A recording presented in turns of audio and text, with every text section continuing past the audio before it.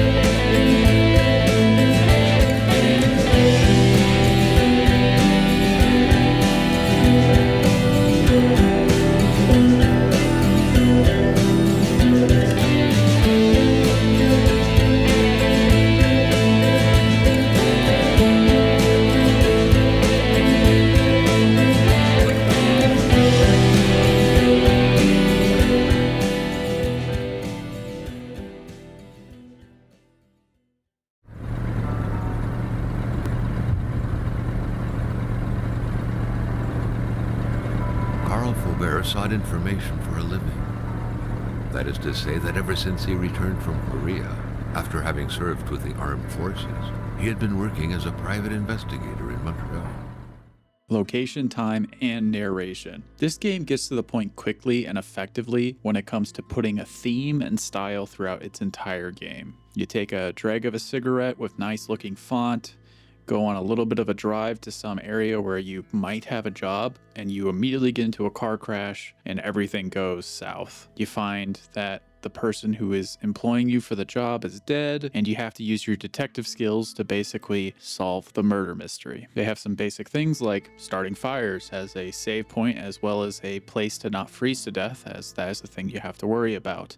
And while you don't have to worry about calories, you do have to worry about enemies. On top of all this, you have a sanity meter and a camera that sees things that you can't see. Closest thing I can kind of give an example of is how the Fatal Frame camera works, if you've ever played that game. And so all these mechanics and an open world that kind of leaves you to your own devices of trying to solve where to go and how to get there is pretty interesting to me. You also have a narrator that kind of helps you get through point A and B, kind of explains how your main character is thinking, and also makes it easier to know where you might need to go for a hint, let's say. On top of all of this, they have a Witcher sense, which makes you be able to kind of see the past in a weird, fun way. And all of these types of mysteries are not really left to you to think as, oh, this is just a video game, but kind of have story links into them that you learn throughout the game. And while not all of the answers are answered into Kona 1, I would say for overall, it's a pretty good experience. Some of the drawbacks of it though is sanity being really annoying in this game. Your sanity goes down immediately when you encounter an enemy, and by encountering an enemy, your aim gets really wobbly and hard to control. So you're basically smoking cigarettes, chugging down alcohol constantly to try to aim at an object that you can't hit. With that though, the game story is memorable, the music's good, the narration and style is fantastic, so I have to give Kona a 9 out of 10. It's short, it's sweet, and it leaves me on a cliffhanger for what Kona 2 is.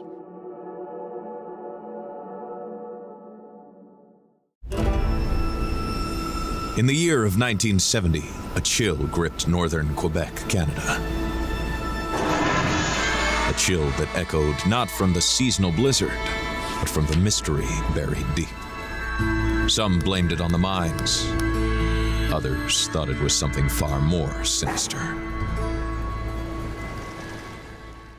Kona 2 feels like it just has a stronger heartbeat than Kona 1. Its story, its style, and the mechanics are all improved. Can't say that they regress in any aspect that is noticeable to me compared to playing the first one with the exact same mechanics. Second, the narrator has changed. And in Kona 2, it sounds like somebody who is known as Mike Rowe. Mike Rowe is a very famous TV star, you could say, who created a show called Dirty Jobs and also is a narrator for a show called Deadliest Catch that was on, I think, Discovery Channel. And because of that, it kind of blankets me in a type of nostalgia I haven't experienced in any other game. And to be honest, it's so niche and so specific that I doubt this will happen again. So with all of that, I do enjoy the fact that everything has improved, but it does feel like this game falls in more potholes than the first. So let's start with some positives of the gameplay. Gameplay in Kona 2 has some major improvements due to adding new features and design changes. The journal and camera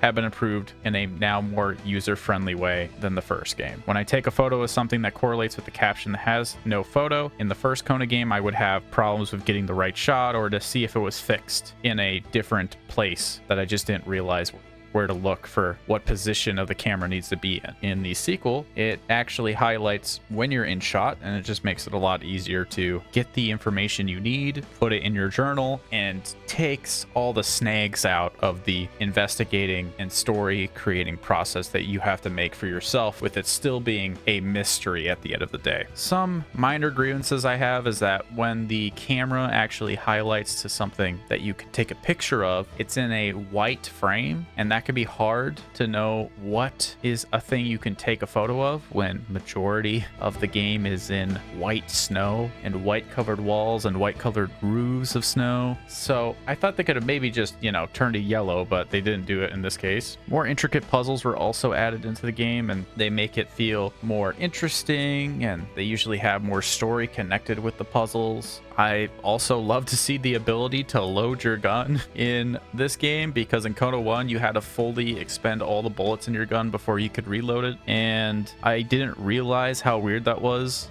Maybe I was just in a trance, but yeah, no, as soon as I got to Kona 2, I was like, wait a second, I just realized I couldn't load until I emptied all my bullets out of my gun. I think this is a creative decision that was, of course, a better idea than the first one. Now, talking about those Kona 1 visions I was talking about, they're in this game too. They're more improved. They actually have characters who actually talk with voice acting now. It's not just seeing kind of like the whispers of what people were doing in the past, as in it was kind of just silhouetted creatures and humans interacting, and you couldn't really hear anything coming from that, which leads me to the biggest improvement, which is dialogue choices with the humans in the game compared to the first, which was very isolating, and I think there was only one person you would actually talk to in the first Kona. So in the second one, this is kind of where you actually have some more options of seeing what information you can get out of the people that were potentially in these areas and what they were doing, which is always fun, and it makes the game, of course, feel more rewarding, because when you're doing something in missions, it feels like it has more weight into helping someone than just kind of helping yourself get to point A and B at the end of the day. Also, transportation has been improved in this game. In the first Kona, you had a truck and a snowmobile. In this one, you have boats and you have wolf sledding, which is, of course, more fun. They got rid of the sanity, so you don't have to deal with barely being able to aim in this game. And the arsenal is way better than the first Kona, and the enemies are more interesting as well. So because of those combinations, those feel definitely better, more rewarding, and more fun to do. But as I have said, there is quite a bit of hiccups mechanically when it comes to playing this game, and I need to talk about them. First off, I had a puzzle break on me to the point where the only way to fix it is I had to restart the game. One of those things have happened to me in a previous game called Maquette, and that almost killed me ever playing that game and finishing it in the first place. So it was a very rude awakening when I had to deal with this again. Another thing I had to deal with was some of the new mechanics that were introduced in the game didn't feel like they were fully integrated in a satisfying way, as in it felt like content was potentially cut from the game that was missing the context of why this mechanic was here. One of those would be the snow globes you find in the game that you basically can store in this house, and you can fix up this house too, but the rewards for that are so small, and it's such a small part of the game that feels like it should have been way bigger, and feels like it was written to be way bigger as well in the story, that while the story was good mechanically, that position of where this game mechanic laid in the grander picture of Kona 2 felt weird and not fully realized. With the last things I sadly had to talk about is that the dialogue choices don't really matter. So while the story was getting interesting, and it kind of kept getting interesting to me because this was a new concept to me at the time of playing this game. Now it's not, because I did play Atomfall that had a similar plot point in the story, but this is the first time that this has been, you know, told to me in any story. So it was fresh and new and exciting. But if the NPCs and the characters actually maybe had some type of epilogue or something towards the end, I feel like it would feel a lot more satisfying than it already is. So with all of this being in the way, I think I'm going to give Kona 2 a 7.2 out of 10.